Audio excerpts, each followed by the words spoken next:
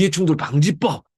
그러니까 이해충돌 방지법 여러분 많이 들어보셨겠는데 그야말로 이해관계자들끼리는 청렴의 실천이 어려울 수 있다. 공정한 직무 수행이 어려울 수 있다. 그러니까 이런 이해충돌이 발생하는 상황에 대해서 방지하자는 법이에요. 그중에서도 방금 실험 카메라 속에서 뭔가 친밀한 관계일 때 더욱더 청렴의 실천이 어려울 수 있으니까. 잘 모를 때야 사실은 모르는 사이니까 짬짬이 하기도 어려울 뿐더러 아니 뭐 당연히 법대로 하죠 뭐 이렇게 쭉 가는데 그죠? 그래서 정말 더 중요한 게 사적인 이해관계자인 경우에는 그 이해관계자에 대해서 공정한 직무 수행을 위한 조치가 필요합니다. 공직자 입장에서는 내 직무 관련자 중에서 사적 이해관계자다 할 때는 신고해야 되는 거고 여러분 입장에서는 신고 의무는 없지만 깊이 신청할 수 있는 그 여러분들의 판단의 선택이 있을 수 있다는 거. 그러니까 여러분들이 공공재정을 받기 위해서 신청을 하는 과정에 그 해당 공직자가 나의 사적 이해관계자예요. 사실은 사적 이해관계자의 범위가 굉장히 넓어요. 거기까지 제가 설명을 다 드리려면 오늘 강의 시간이 굉장히 많이 필요한데 근데 이게 제가 생략하는 이유가 여러분들은 기피 신청이라는 게 선택이거든요. 의무가 아니거든요. 그러니까 기피 신청을 안 한다고 해서 여러분들한테 불이익이 있는 건 아닙니다. 상대방인 공직자는 의무입니다. 그러니까 여러분들과 뭐 공공재정 관련해서 연결되어 있는 상대방 공직자는 의무라서 그 사람은 신고하지 않으면 그러면 처벌받습니다. 징계 및 2천만 원 이하의 과태료 처벌을 세게 받아요.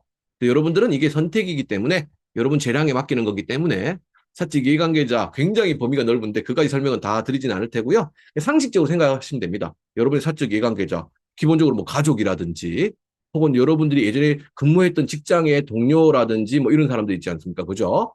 뭐 이런 식으로 누가 봐도 좀 뭔가 긴밀한 관계가 있을 것 같은데 이러면 일단 의심해 보면 됩니다. 그리고 뭐 구체적인 찾아보면 되겠죠. 그죠? 어쨌든 여러분의 이제 직무 관련자, 즉 여러분 입장에서는 여러분의 상대방인 이 공직자 그들이 여러분과 관련해서 뭔가 사적인 이해관계가 있다라는 생각이 드는 순간 기피 신청을 할 수 있다라는 내용이 바로 사적 이해관계자의 기피 신청에 대한 내용이다라는 거고요. 또 하나 이해충돌 방지법 중에서 여러분들이 반드시 알아야 될 조항 중에 하나가 바로 직무상의 비밀 등 이용 금지라는 조항이에요.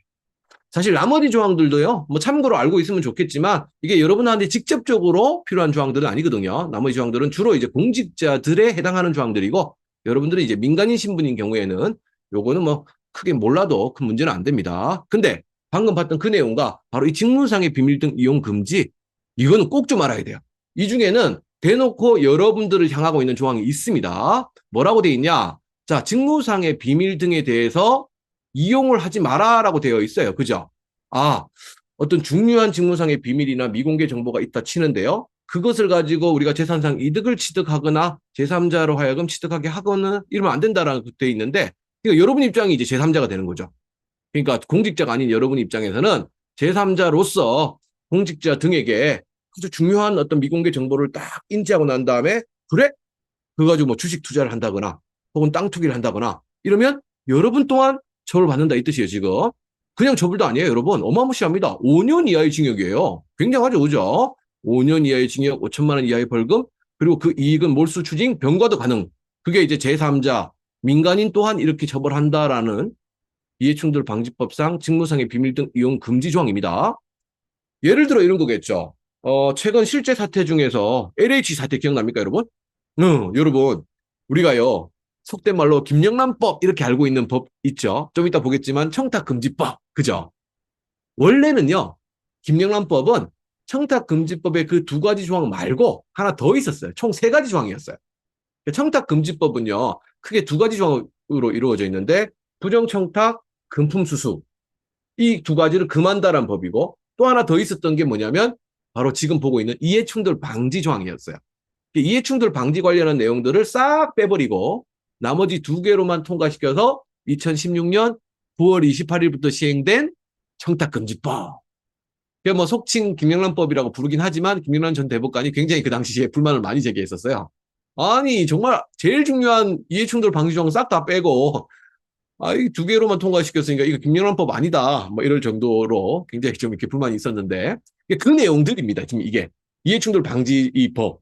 근데 이게 8년 동안 그렇게 계속 통과 못되고 계류되고 있다가 드디어 그 LH 사태. LH 사태를 맞으면서 이제 이게 대한입법으로 통과되게 되는 거죠. LH 사태 기억나십니까? 바로 지금 이 조항입니다. 이 조항. 그러니까 LH의 공직자들이 어디를 개발한다더라. 어느 지역을 재개발한다 등등. 그러면 얼마나 좋은 고급 정보입니까? 공표가 아직 안 됐어. 그래? 아무도 모른단 말이야? 내부자 명명 알아? 오케이, 잘 됐다. 아직 그럼 땅이 안 올라갔겠네, 땅값이. 그래.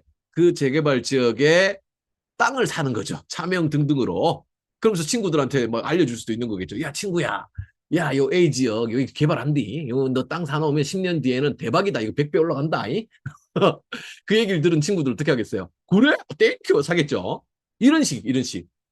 땅 투기, 이게 어떤 지역을 개발한다 이런 과정에서 실제로 이렇게 직무상의 비밀이나 미공개 정보를 이용해서 재산상 이득을 취득하는 경우가 굉장히 빈번했어요. 또 여러분들도 민간인으로서 주변에 있는 사람들한테 이런 소스를 듣고, 그래, 오케이. 그러면서 투자를 하고. 근데 이것뿐만 아니라 막 주식도 마찬가지예요, 주식도. 예를 들면 아주 중요한 미공개 정보가 있어요. 이걸 가지고 또, 그래? 그럼 대박인데? 주식 사는 거죠. 이거 다 처벌받는 겁니다, 여러분. 그럼 어떻게 된다? 그냥 처벌이 아니에요. 5년 이하의 징역, 5천만 원 이하의 벌금. 그 몰수 추징. 엄청 세죠, 그죠? 실제 사례 하나 들어볼까요? 아까 LH 사태도 뭐 실제 사례지만 주식이나 코인 관련해서도 뭐 너무 최근은 조금 예민하니까 또 아직 확정 판결 안 났으니까 조금 넘어가두고 예전 거 중에 2017년 여러분 비트코인이요 대중한테 알려진 거는 그즈음입니다. 물론 뭐 전문가들은 그 전부터 알고 있었지만 일반적인 대중들은 2017년 즈음에 이 가상화폐라는 게 이런 게 있구나라는 걸 알게 되는데 그때 그냥 막 붐이 일어나죠, 그죠? 뭐 비트코인뿐만 아니라 여러 가지 가상화폐들이 엄청난 붐을 일으킵니다. 과열, 엄청난 과열이에요.